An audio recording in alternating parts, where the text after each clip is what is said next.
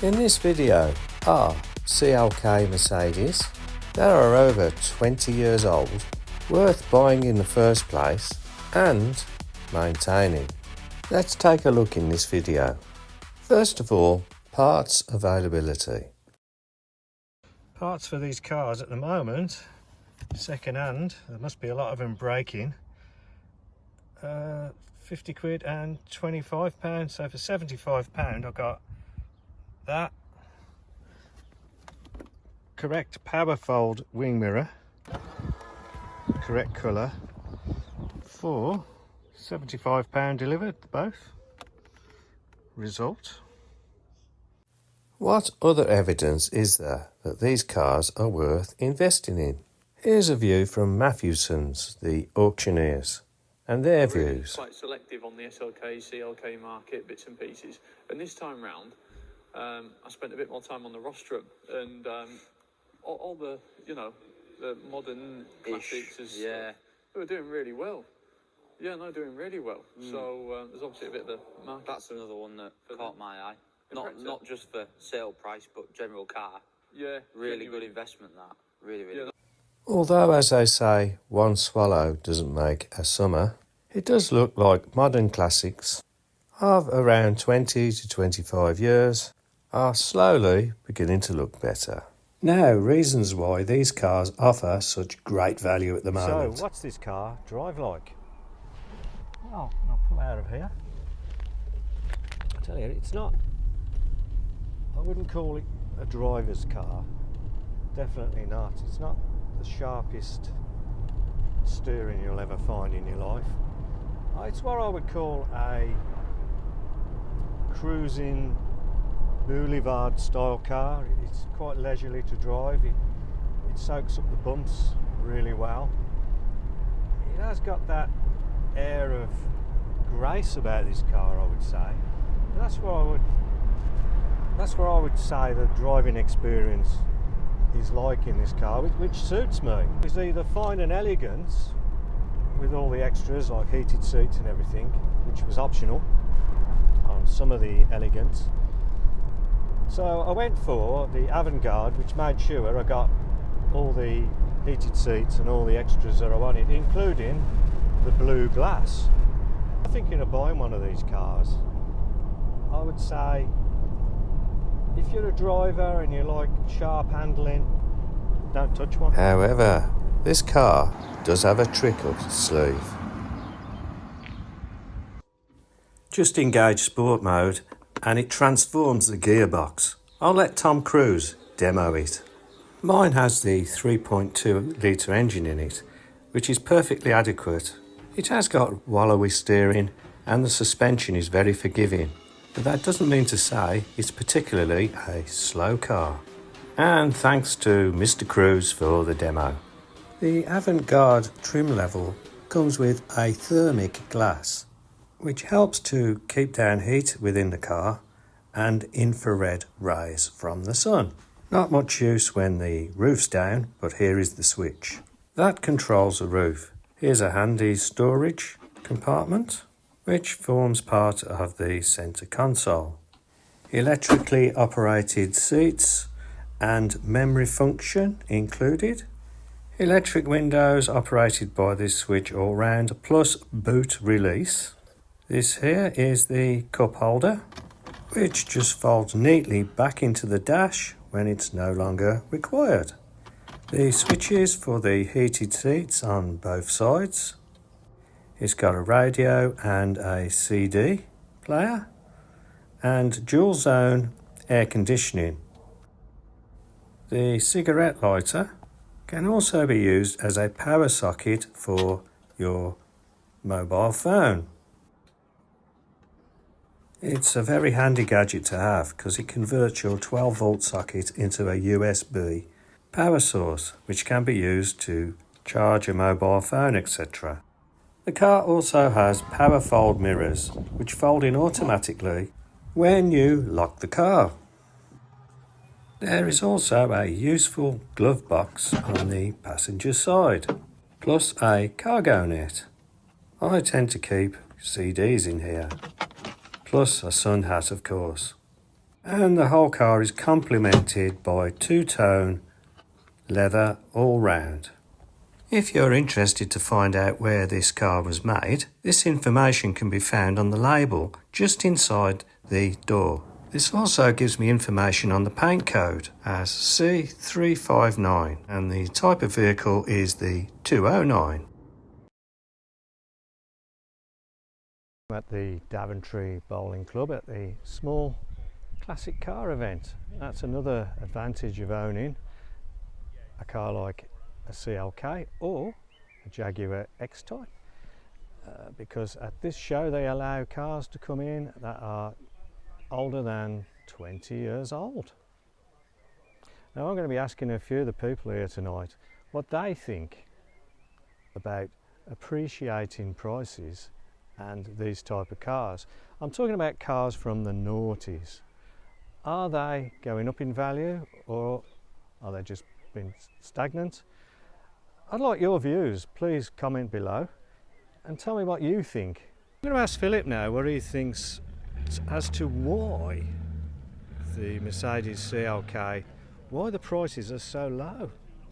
I would say it's because CLK is not a particularly loved car in the whole Mercedes range. Everybody talks about a W123, a W123. That's or the SL. The SL is the baby that everybody loves. Sort of the CLK was always like sort of an in-between, because it's a similar to an SL in as far as it's a convertible sports car, but it's a four-seater. And for some reason in people's psyche, four-seater sports car isn't quite right. You know, you think of a Porsche, it's a two-seater. It's only in recent years that Porsche brought in a four-seater sports car, and I think that is why people are beginning to realise that the CLK is actually quite a good car. It's a very good car, actually. You know? Well, we would say that as both have been owners. Well, yes, I went We're last... slightly biased, aren't we? Well, I am biased. I went to a CLK meet at Mercedes World last year.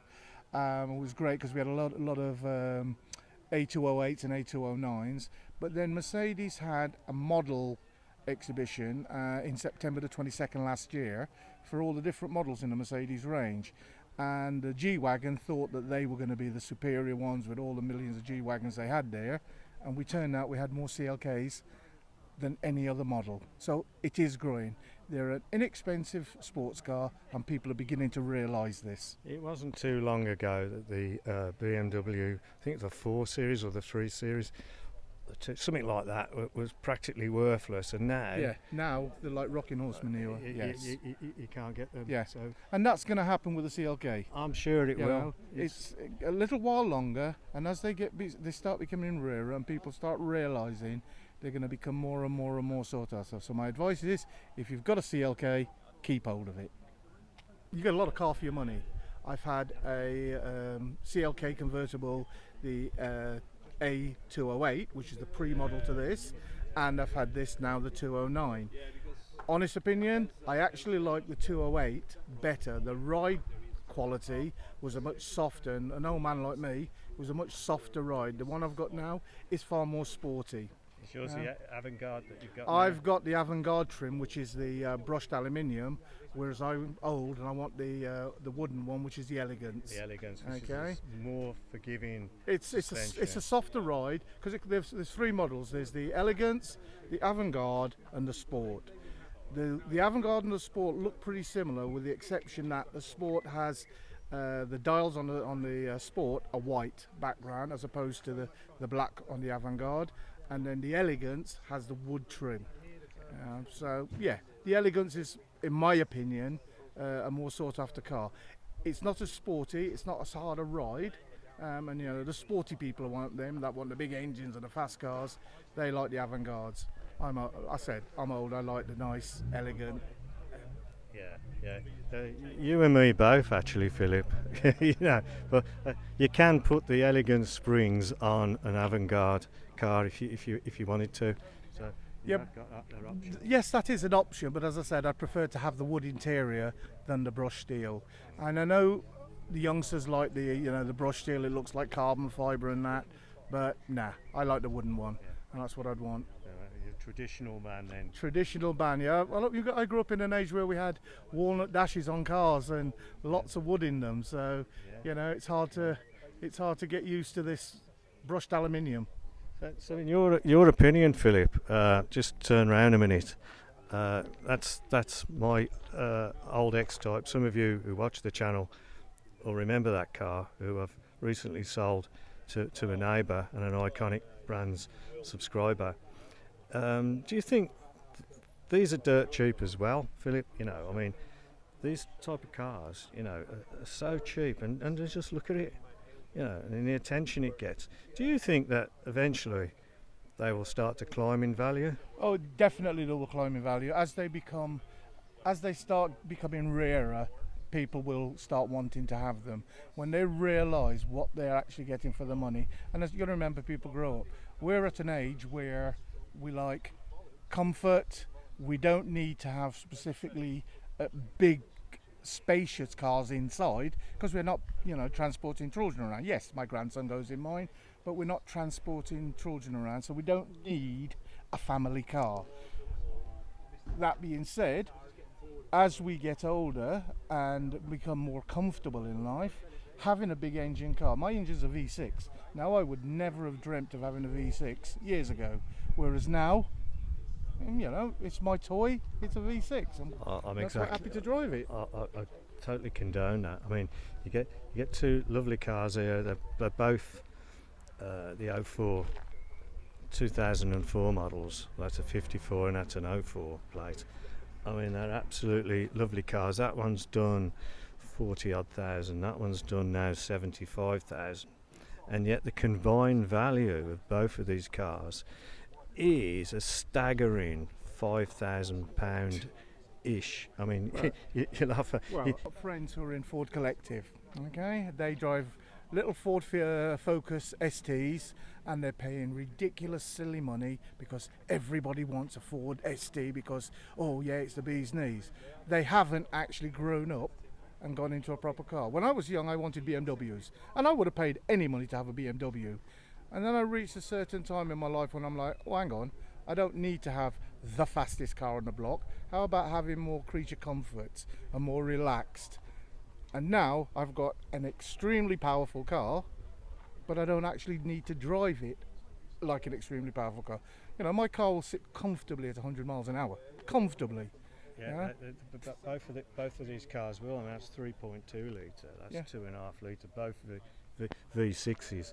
But the amazing thing is, Philip, and I don't know what you think of it, but you look at Alan's car over there, the V6 2.5, it's got all the attributes of a Subaru. You know, whatever a Subaru's got of a similar size engine, that one's got, and yet you pay ridiculous money for that. Yeah, I mean, but the youngsters don't want what they class as an old man's car, and that's where the difference comes. These are old man's cars. They're not attractive to the youngsters, and thank God they're not, because we get them at good prices. So it just goes to show it's best to be old. Well, yes. Cheers. Thank you. Okay, bye. I'd like to introduce you to Carlos from Portugal, and he's a Jaguar Land Rover JLR employee at the moment, aren't you? Correct, yeah. And he does have a lot of interest in the Jaguar X-Type. And in your opinion, Carlos, what do you think of the Jaguar X-Type? Do you think it's a car that's going to appreciate in value? I think so, yeah. I think the Jaguar X-Type will increase its value over time. It is a model that is not appreciated at the moment. I think there was, due to its large volumes of production. Now that you don't see as many as... Rarity improves value. It becomes a rarity also for the, the enthusiasts of the brands, knowing that the brand is going full electric. These are the Jaguars with thermal engines, with internal combustion engines. I think that will make the products a bit more desirable when it comes to classic and collectors. So yeah, I think with time these cars will go up in value for sure.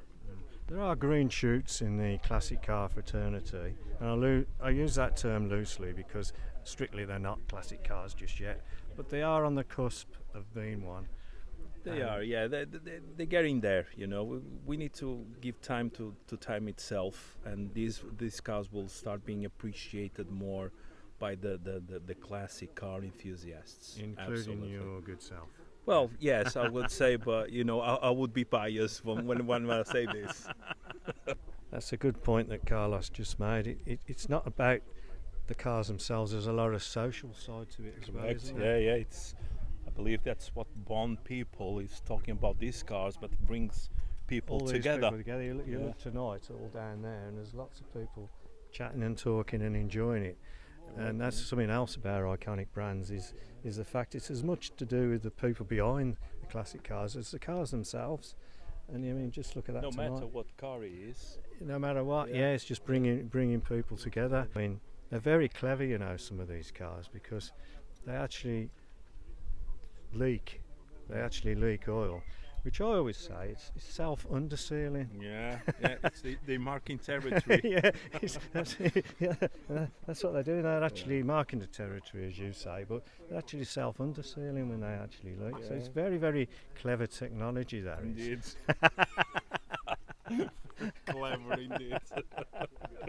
Very good, yeah. Thank you very much, Carla. No problem. Please subscribe if you haven't already. I'm also on Facebook, you can follow me on there, and Instagram. This video was sponsored by